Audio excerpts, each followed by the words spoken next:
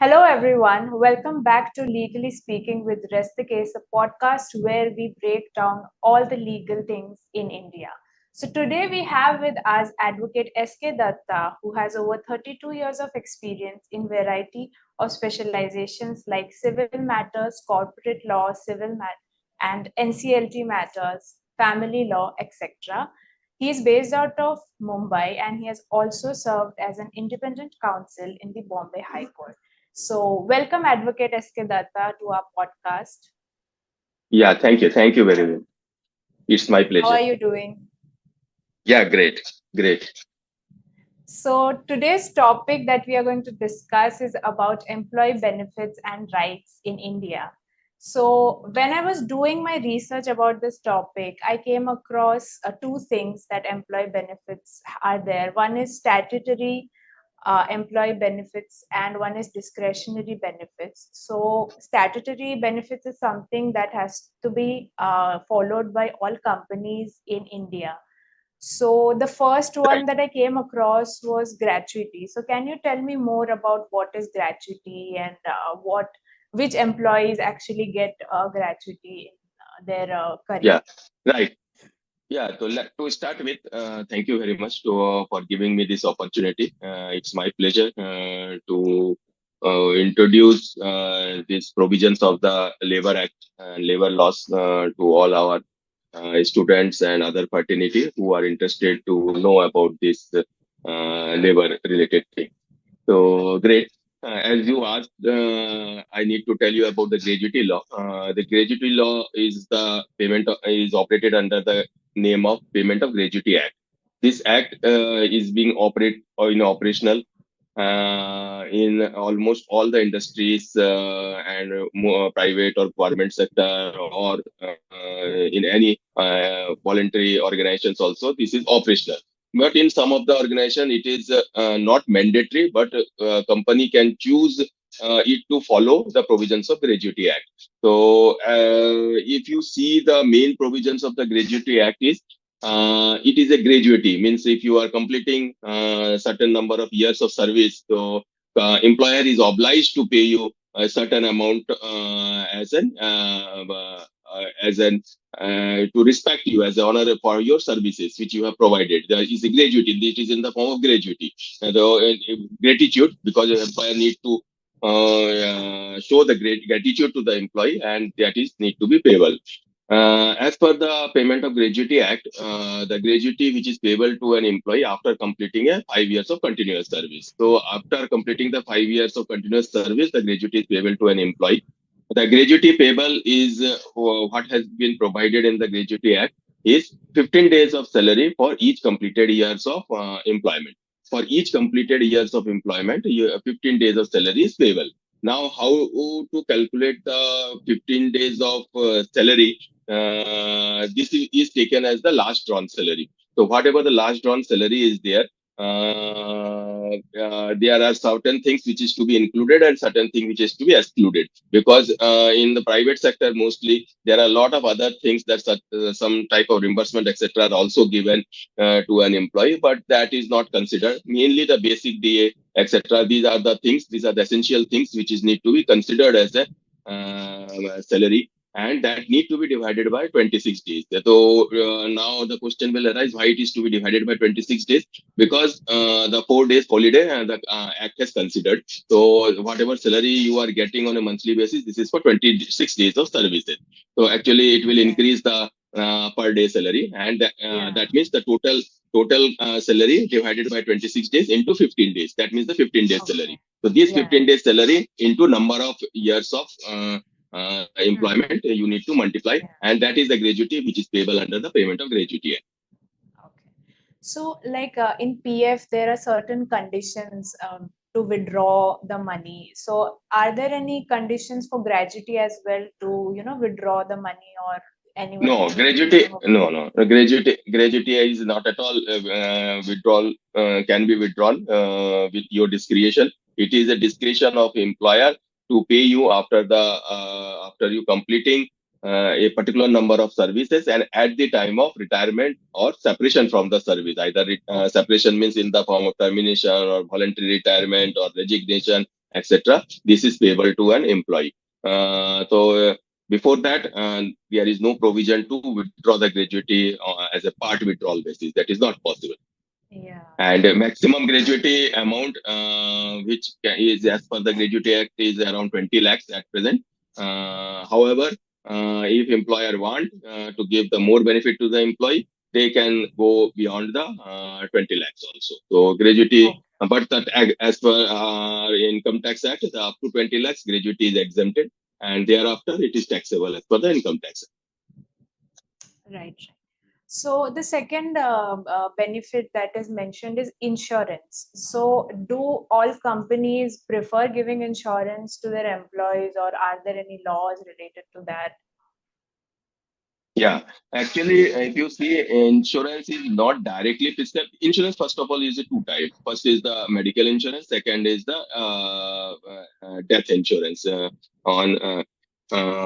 Actually, if you see the Factory Acts and other labor laws, etc., there is a provision that if the employee died during the continuance of his service, during the service, during the work which he is performing as per the contract with the employer.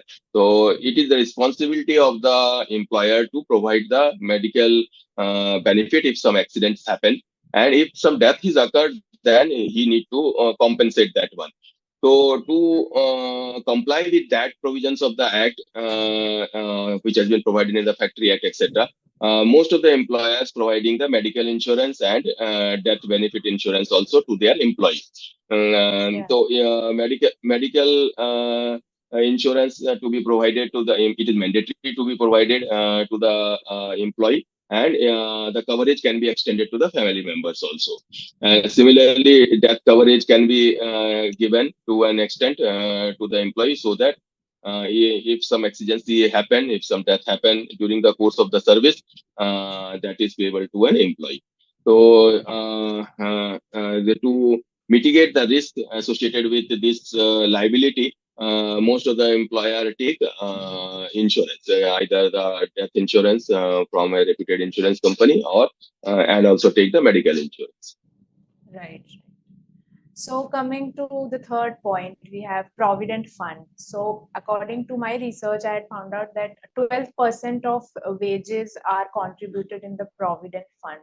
So can you tell us more about the Provident Fund and what all things are Yeah, included there? Provident Fund is also a mandatory benefit, which an employee is eligible to get during the course of his service.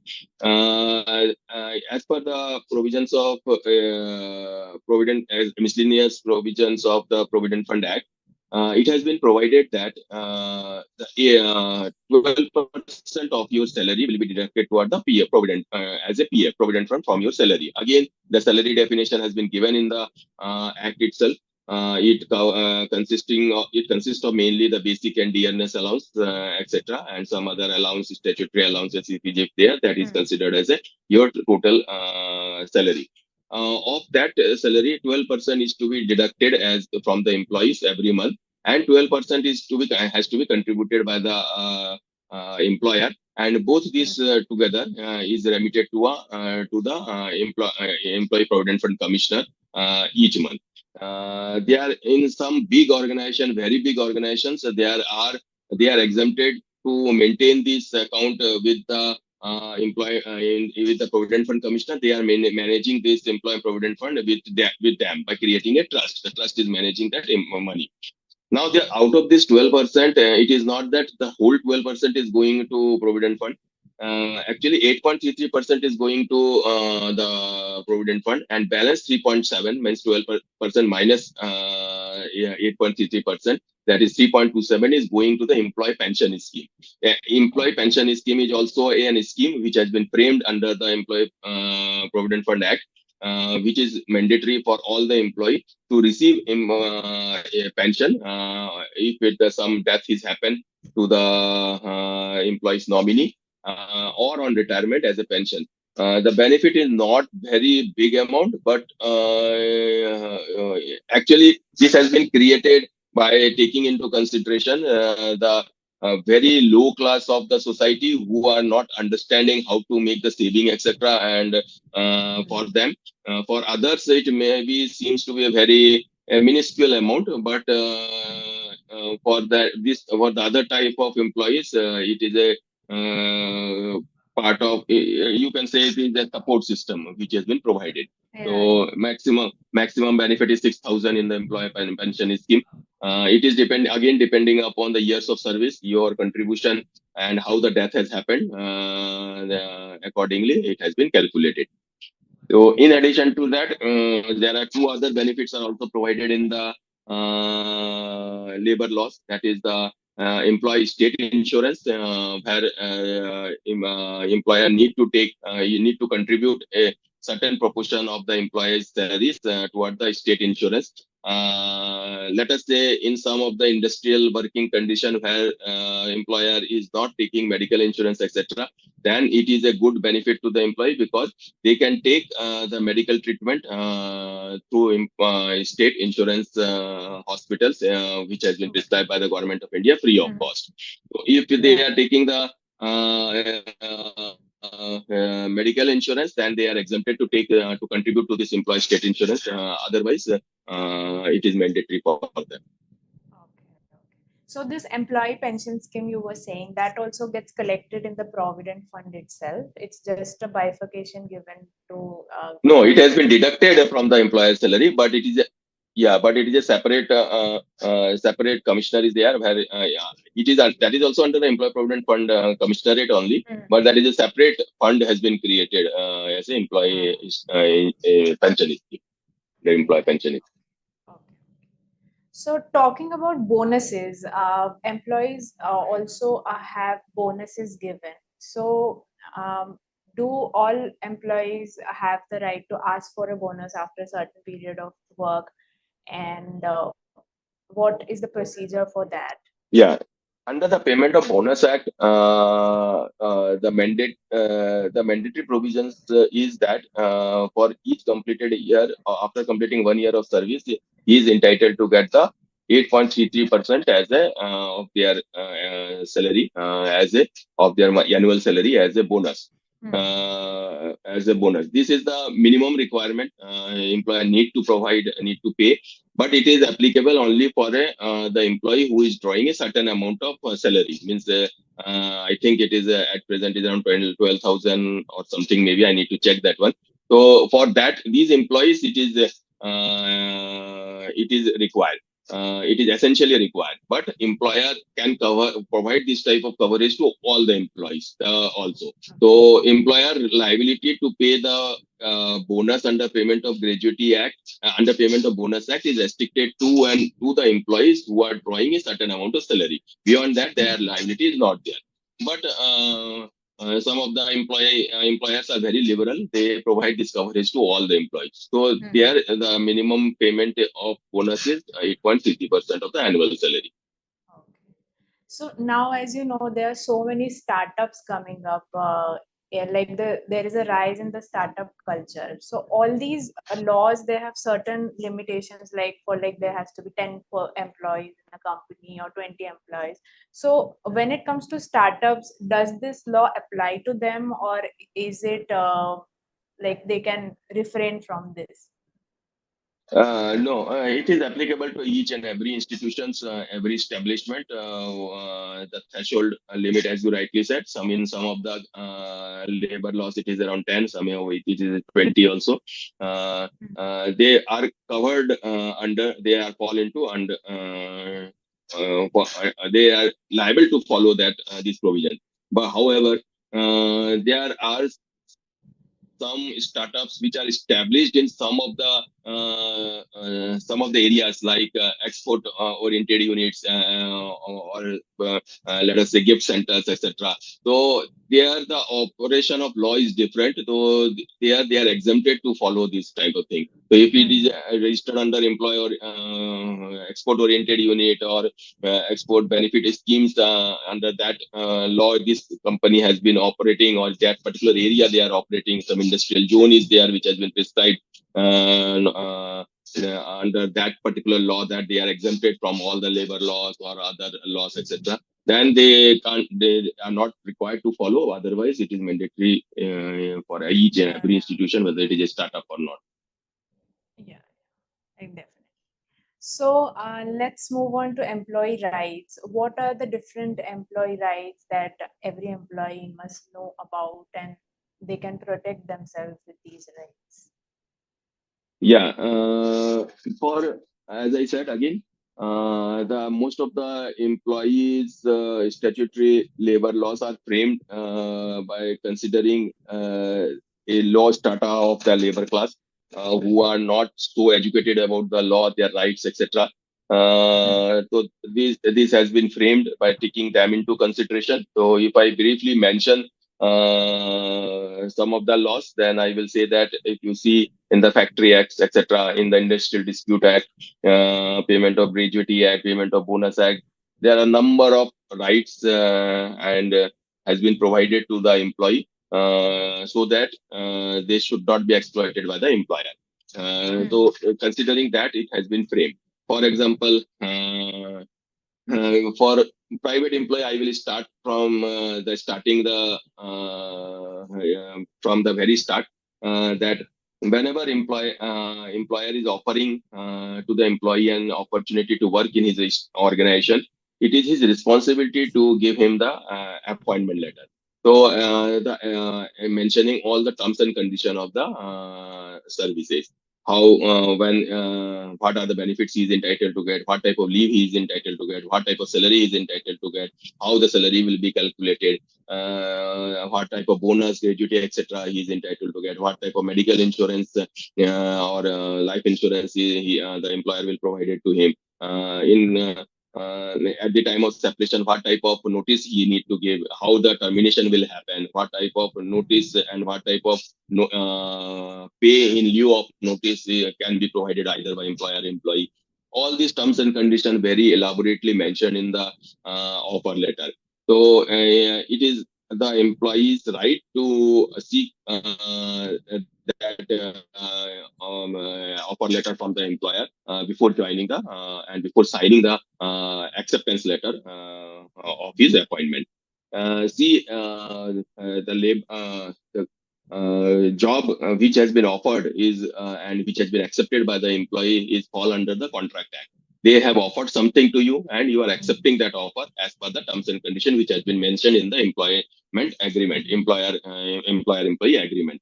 So Yeah. all the details is required to be mentioned, but in nowadays some of the employer what they do, they briefly mention about the certain important things and rest they are saying that refer to our employee policy which has been uploaded in the website. So Okay. it is also necessary for the employee to go through that properly and see if their rights are not violated in certain conditions, and then only they can sign the accept the offer letter. So Yeah. offer letter once accepted and all the provisions of the act is all the provisions of the that employment contract is applicable to him. He is entitled to get all these things. As I said, the what type of sick leaves he is eligible to get, what type of earned leave he is eligible to get, what Mm-hmm. type of casual leave he is entitled to get. In case of women's employee, what type of many maternity benefit the company has been providing. In case of male employee, what type of paternity leave he is eligible to get. What type of notice period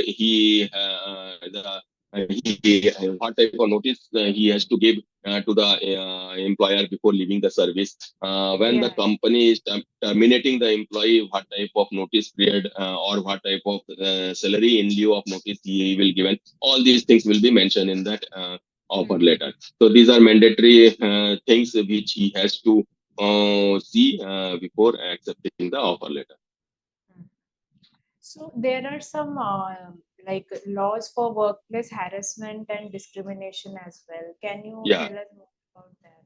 Yeah, yeah, if you see recently in 2013, the Prevention of Women Under Sexual Harassment Act has been passed, which provides the protection against the sexual harassment of women at a workplace and for prevention and redressal of their complaints of sexual harassment and matter connected therewith and incidental thereto. So this has been provided under this act particularly, wherein in every company it is mandatory to form a sexual harassment committee, wherein there should be minimum 4 members. Out of this 4 member, one presiding officer, that is the chairman of the committee, should be a lady member, and other 2 member having knowledge of legal can be included in it, and the fourth person can be any from any NGO who are working for the women's empowerment. Mm. So Yeah. these 4 persons are forming the committee. So any sexual, if any woman employee go through any sexual harassment, which has been very elaborately discussed, elaborately described what is the sexual harassment actually. So then they can. She can complain to this committee. There is a mandatory timeline under which they need to collect the evidence, etc. They need to hear out the woman employee and the petitioner and defendant both. They will need to collect the evidence, and after that, if she want a reconciliation of this complaint, then they can go for this reconciliation with the complaint and in between the complaint and complainant. And if not, they will file the FIR with the police. And Mm. considering the nature of harassment, that particular charge of the the IPC will be applicable to that particular person. So, and it has been provided in that act. It is a very detailed and elaborated act. That during the procedure of hearing, if Mm. women want, she can seek a transfer from that particular workplace or to another office, to another department, or she can ask for a leave also during that Mm. particular period till the that inquiry process is completed. So after that, if she want to have a reconciliation process, she can ask for that. Then the mutual like arbitration, mediation, etc. happening. Mm. That type of things are happening, and then if she's entitled to get some compensation, etc., or other remedy, is if she is asking, then that will be provided. If not, she want a police complaint against this, and she can go. The committee can take this matter to the police.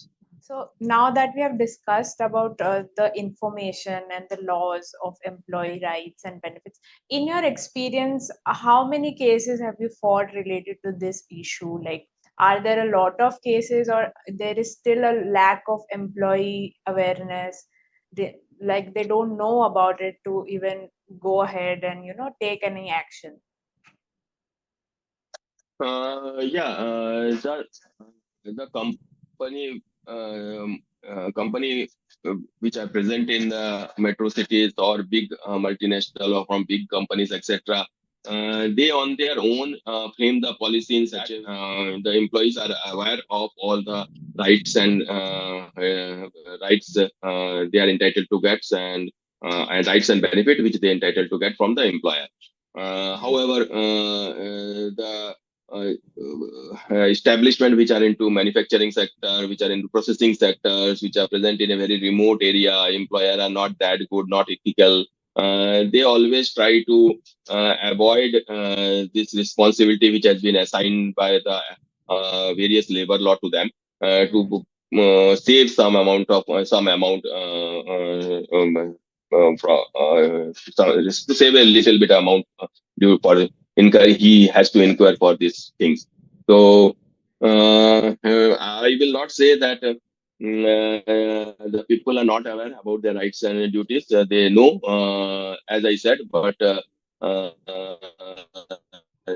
new employees and the employees which who are not that educated or who are present in a very distant place, they may not be aware about their rights, and they need to be Mm. educated. Yeah, right. So a few weeks back, there was a controversy where two statements came up. Where on one side, Bill Gates had said that a 3-day work week is possible with artificial intelligence, while on the other hand, Infosys founder Narayan Murthy said that every employee in India must work 70 hours a week. So, what do you think about that? Like, isn't working so much for so many hours exploiting employees, or should it be on like, or should there should be a law about what should be the working hours of employees? Yeah, working hours of employees are already prescribed under the Factory Act. That is 8 hours. If it is a Yeah, it is if it is a 6 day week, and if it is yeah, a 5 day week, then 9 hours. That is already been right. prescribed. But in the government sector, okay, that they may be following. But in the private sectors, etc., people are working far higher than this working hours, Mm, which has been prescribed under the Act. So it is already a violation of that act. If you see, most of the people are yeah. working 12 to 16 hours in most of the organizations. Mm, So yeah. considering the work-life balance funda, this type of work hours, if the person is on a daily basis, if he's working for a 16 hour or 12 hours continuously, and even on Saturday, Sunday, they are working, and then a time will come, say in another 10 years or 15 years, he may be totally burned out, or he or she may be totally burned out, Mm, and she may not able to right. work, and she may also face a lot of occupational health hazards also. So, Mm, yeah, directly or indirectly, you can say that employer is he himself is responsible for this all these things. mm, Nowadays, you are seeing most the heart attack are very common among the young peoples yeah. also. So. We should be aware of, as you rightly said, we should aware of our rights under the provided under the act. But at the same time, competition is so tough. The people don't want to raise their voice against this exploitation. So I will say that this is not a good venture to enter into more than say 10 hours or 12 hours of work culture. Yeah. Definitely it will affect your health, and under some type Yeah. of occupational health hazards you may suffer after some Yeah. time. And it I think it also reduces the productivity of the employee in like putting in so many hours of work and not being productive. It's another factor like they will do good with a less amount of work and like work hours and a good work life balance. Yeah, correct. You're right. Uh, so employer may not take any responsibility about these occupational hazards, which the employees Yeah. is suffering from due to this work culture. But definitely, employee himself is responsible for that. Yeah. So this was a great session, and I was very personally curious about employee benefits and rights. So it was very informational and insightful for me, and I hope it will be very insightful for our audience as well. They get to know about what all rights and benefits they have from you, and I hope you also had a great time with us talking about on this topic. Yeah, sure, sure. It's my pleasure to talk to your platform on your platform. Definitely. It was great having you, sir. So we'll see you soon in the next podcast very soon. So thank you so Yeah, much sure. for Yeah, coming to our thank you. podcast. I'll see you soon. Thank you. Thank you, Ankita. Thank you. Thank you. Thank Bye. you.